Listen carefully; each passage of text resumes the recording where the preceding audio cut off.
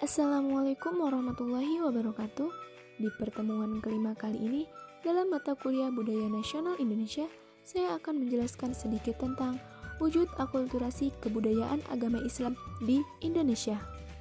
Sebelum Islam masuk dan berkembang, Indonesia sudah memiliki corak kebudayaan yang dipengaruhi oleh agama Hindu dan Buddha. Dengan masuknya Islam, Indonesia kembali mengalami proses akulturasi. Nah, apa sih akulturasi ini? Akulturasi sendiri merupakan suatu proses sosial yang timbul manakala suatu kelompok manusia dengan kebudayaan tertentu dihadapkan dengan unsur dari suatu kebudayaan asing. Kebudayaan asing itu lambat laun diterima dan diolah ke dalam kebudayaannya sendiri tanpa menyebabkan hilangnya unsur kebudayaan kelompok itu sendiri. Dan dalam hal ini, proses akulturasi melahirkan kebudayaan baru, yaitu kebudayaan Islam Indonesia. Banyak hal yang terpengaruh pasca masuknya Islam ke Indonesia, mulai dari bangunan-bangunan, seni budaya dan sastra, hingga upacara. Yang pertama, seni bangunan.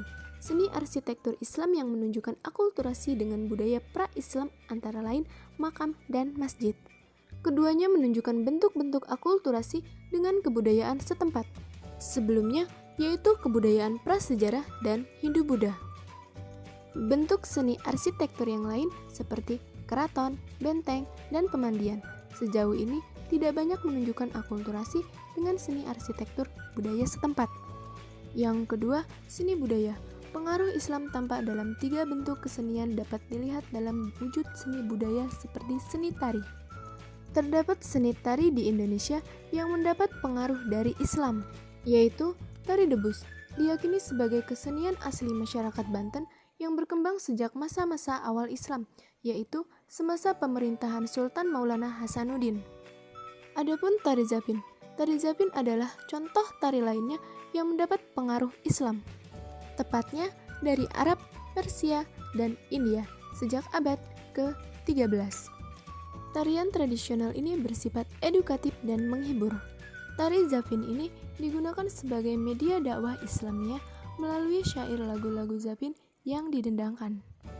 Musik pengiringnya terdiri atas 2 alat yang utama, yaitu alat musik petik gambus dan 3 buah alat musik tabuh gendang kecil yang disebut dengan marwas. Adapun tari Seudati yang berasal dari Provinsi Aceh. Tari ini adalah contoh pengaruh Islam dalam bidang seni, di mana Seudati sendiri berasal dari kata syahadat yang berarti saksi atau bersaksi atau utusan Allah. Dalam tari Seudati, para penari menyanyikan lagu tertentu yang isinya berupa sholawat terhadap Nabi. Yang ketiga, seni sastra. Seni sastra yang berkembang pada awal periode Islam adalah seni sastra yang berasal dari perpaduan sastra pengaruh Hindu-Buddha dan sastra Islam.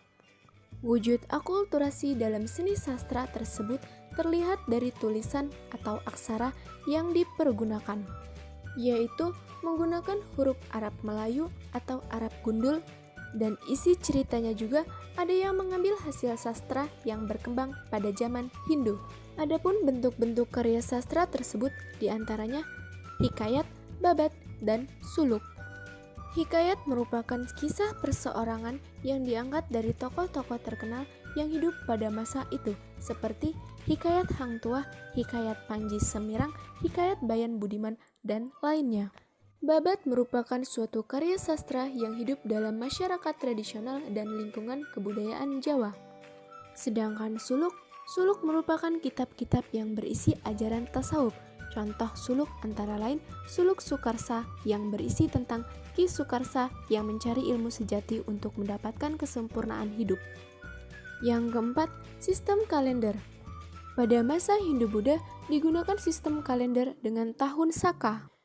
Pada masa Islam digunakan sistem kalender atau penanggalan baru dengan sistem Hijriyah. Kalender Hijriyah diawali dengan bulan Muharram dan diakhiri dengan bulan Zulhijjah.